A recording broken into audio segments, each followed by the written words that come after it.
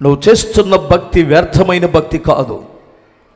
నీ చుట్టుపక్కల ఉన్నటువంటి లోకపు కుక్కలు నీతో గౌ గౌ గౌ అని మొరుగుతున్నప్పుడు నా భక్తి మంచిది కాదేమో అనుకోమాక. నీ భక్తి సర్వశక్తి గల దేవుణ్ణి ఆరాధిస్తున్న భక్తి. నువ్వు ప్రార్థన చేస్తే రోగులు బాగుపడతారు. నువ్వు ప్రార్థన చేస్తే పరలోకపు శక్తి భూమి మీదకి దిగుతుంది. నువ్వు ఒక అతి సామాన్యమైన వ్యక్తివి లాగా లోకాన్ని కనిపించవచ్చు. నీ నోటి నుంచి వచ్చే ప్రార్థనకి బలమైన శక్తి ఉంది. నువ్వు ఎవరి ద్వారా విజయాన్ని సాధించలేవు, నీ దేవుని ద్వారా విజయాన్ని సాధిస్తావు. నీ విశ్వాసము ద్వారా విజయాన్ని సాధిస్తావు. నువ్వు ఒక ప్రత్యేకమైనటువంటి వ్యక్తివి. నిన్ను దేవుడు ఏర్పాటు చేసుకున్నాడు.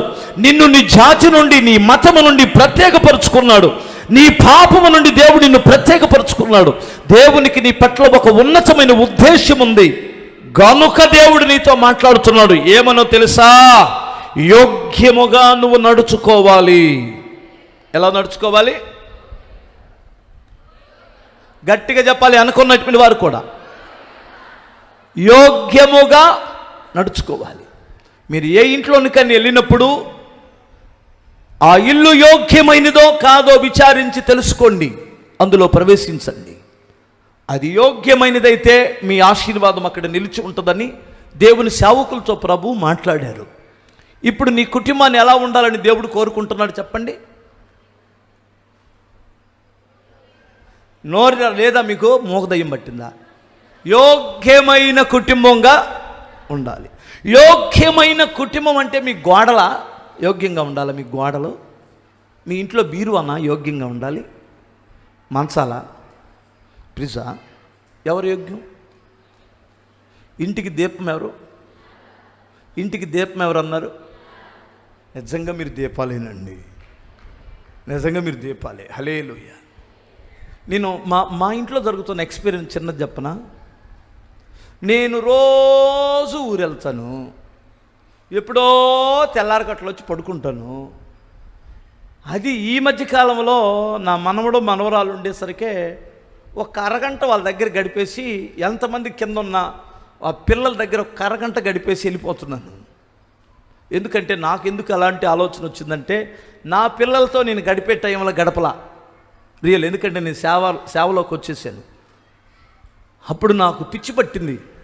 ఇప్పుడు కూడా సేవ పిచ్చే, అయినా నా మనసు ఇప్పుడు పిల్లల మీదకి వెళ్ళిపోతుంది, చిన్న పిల్లల మీదకి. అక్కడ గడిపేసి వెళ్ళిపోతాను. నాకు పెద్ద వాళ్ళకేం పెద్ద చలనం లేదు. నేను రోజు వెళ్తాను కాబట్టి వాళ్ళకి అలవాటు అయిపోయింది. బయటికి వెళ్తాను కాబట్టి. నేను ఇంటి దగ్గర ఉన్నప్పుడు బుజ్జక్క కానీ కాసేపు ఇంటి దగ్గర లేకపోతే నాకు ఉండబుద్ధి కావట్లా. అదేంటో నాకు అర్థం కావట్లా. మాటికి వచ్చి వీళ్ళు ఏమన్నా అనుకుంటారేమో అనిపిస్తుంది. మమ్మీ ఆడికెళ్ళిందమ్మా అంటే డాడీకి ఇప్పుడు కూడా మమ్మీ కావాల్సి వచ్చింది అనుకుంటారేమో.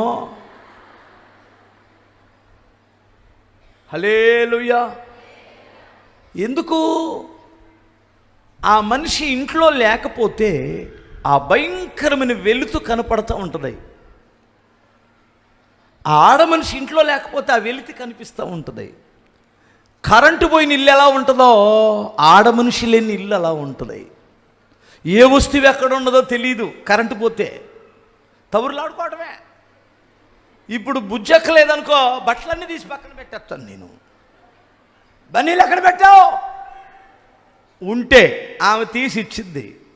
బట్టలు ఎక్కడుందో తీసి ఇచ్చిద్ది. ఆమె లేదనుకో, ఈ బన్నీ దొరకలేదు. అంతే కదా మేము చేస్తాం. కరెంటు పోతే ఎలా ఉంటుందో ఇంట్లో ఆడ మనిషి లేకపోతే అలా. ఎందుకంటే ఆమెకు తెలుసు ఎక్కడ ఏ వస్తువా ఉందో. అందరి గురించి చెప్పట్లేదమ్మా నేను. ఒక్కొక్క దున్నపోతులు అక్కలు ఉంటారు, అది వాళ్ళకి తెలిసి వీళ్ళకి తెలియదు. దున్నపోత అక్క కదా, అర్థమవుతుందా? ఏం పని చేయదు, ఏ వస్తువు ఎక్కడ ఉన్నదో ఆమెకే తెలీదు. దున్నపోతక్క, ఆమె పేరేమి అక్క? ఈ దున్నపోతక్కల గురించి చెప్పట్లేదు నేను, ఇల్లాళ్ళు గురించి చెబుతున్నా. ఇంట్లో ఉన్న ఇల్లాలు ఏ వస్తువు ఎక్కడుంది, ఏది ఎక్కడ చదరాలి, ఏది ఎలా ఉండాలి? కొంతమంది సామాన్లు చాలా కొనుక్కుంటారు. ఎందుకు? నీ బొంద మీద వేసి కొట్టుకోవడానికా? ఎక్కడ చదరాలో అర్థం కావాలిగా ఫస్ట్.